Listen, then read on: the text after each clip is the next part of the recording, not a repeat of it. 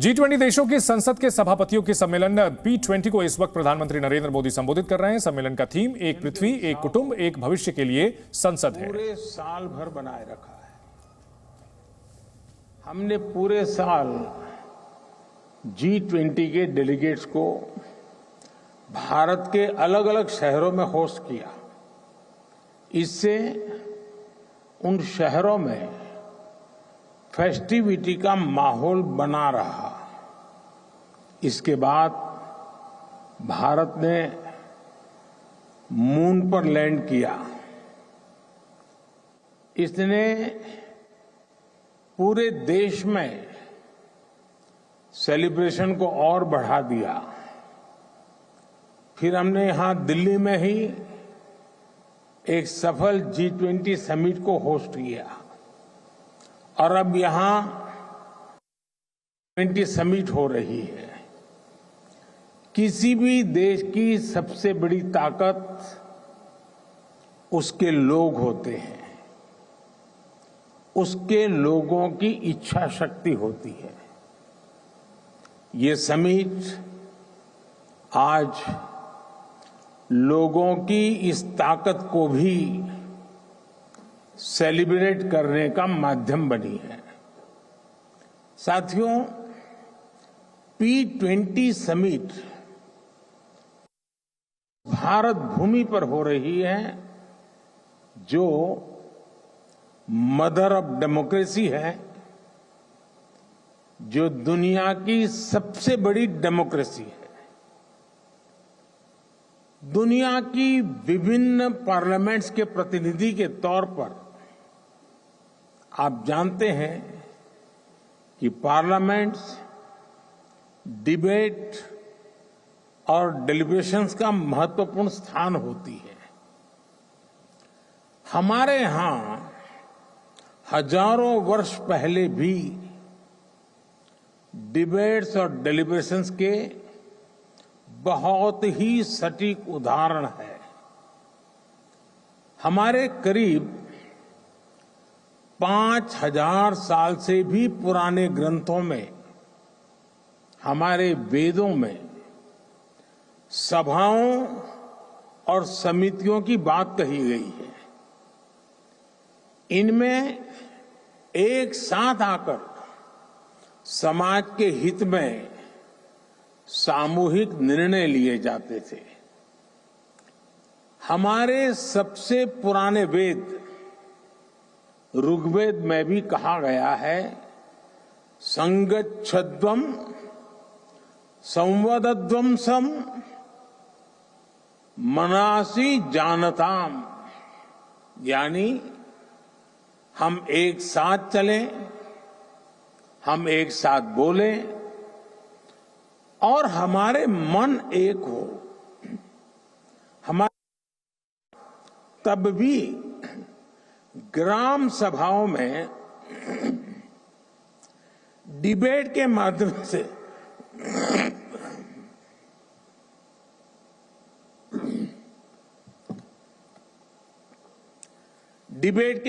से गांवों से जुड़े फैसले होते थे।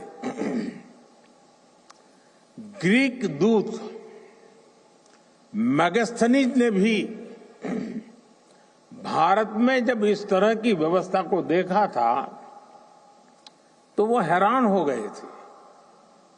उन्होंने भारत के विभिन्न राज्यों के इस सिस्टम पर विस्तार से लिखा है। आप ये जानकर भी हैरान रह जाएंगे कि हमारे यहां तमिलनाडु में 9th सेंचुरी का एक शिलालेख है। इसमें विलेज लेजिस्लेटिव्स के रूल्स और कोड्स का उल्लेख है। और आपके लिए ये जानना भी बहुत दिलचस्प होगा कि 1200 साल पुराने उस शिलालेख पर यहां तक लिखा हुआ है कि किस मेंबर को किस कारण से, किस परिस्थितियों में डिस्क्वालीफाई किया जा सकता है। ये 1200 साल पहले की बात मैं कर रहा हूं। मैं आपको अनुभव मंटपा के बारे में भी बताना चाहता हूं। मैग्ना कार्टा से भी पहले 12वीं शताब्दी में हमारे यहां अनुभव मंटपा की परंपरा रही है। इसमें भी डिबेट और डिस्कशन को एनकरेज किया जाता था। अनुभव मंटपा में हर वर्ग, हर जाति, हर समुदाय के लोग अपनी बात के लिए वहां आते थे। जगतगुरु बसवेश्वरा की ये देन आज भी भारत को गौरवान्वित करती है। 5000 साल पुराने वेदों से लेकर आज तक की ये यात्रा संसदीय परंपराओं का ये विकास सिर्फ हमारी ही नहीं बल्कि पूरे विश्व की धरोहर है। साथियों, समय के साथ भारत की संसदीय प्रक्रियाओं में निरंतर सुधार हुआ है। ये प्रक्रियाएं और सशक्त हुई है। भारत में हम लोग जनरल इलेक्शंस को सबसे बड़ा पर्व मानते हैं।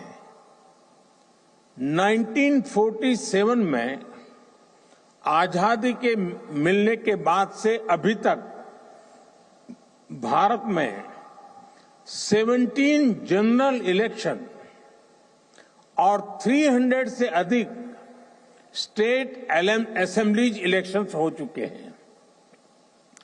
भारत दुनिया का सबसे बड़ा इलेक्शन ही नहीं कराता बल्कि इसमें लोगों का पार्टिसिपेशन लगातार बढ़ रहा है। 2019 के जनरल इलेक्शन में देशवासियों ने मेरी पार्टी को लगातार दूसरी बार विजयी बनाया है। 2019 का जनरल इलेक्शन ह्यूमन हिस्ट्री की सबसे बड़ी डेमोक्रेटिक एक्सरसाइज थी। इसमें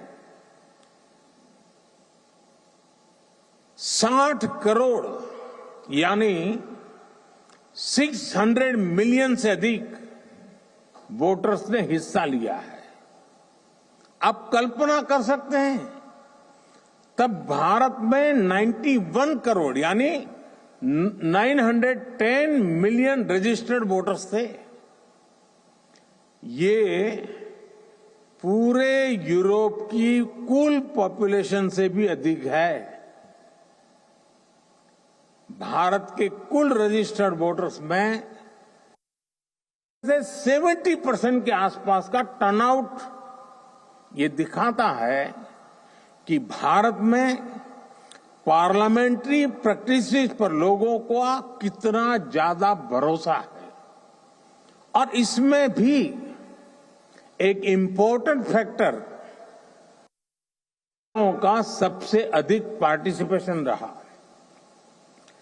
2019 के इलेक्शन में भारत की महिलाओं ने रिकॉर्ड संख्या में वोट डाला और साथियों सिर्फ संख्या में ही नहीं बल्कि पॉलिटिकल रिप्रेजेंटेशन के मामले में भी भारत के चुनाव जैसा उदाहरण आपको दुनिया में नहीं मिलेगा। 2019 के जनरल इलेक्शन में 600 से ज्यादा पॉलिटिकल पार्टीज ने हिस्सा लिया था।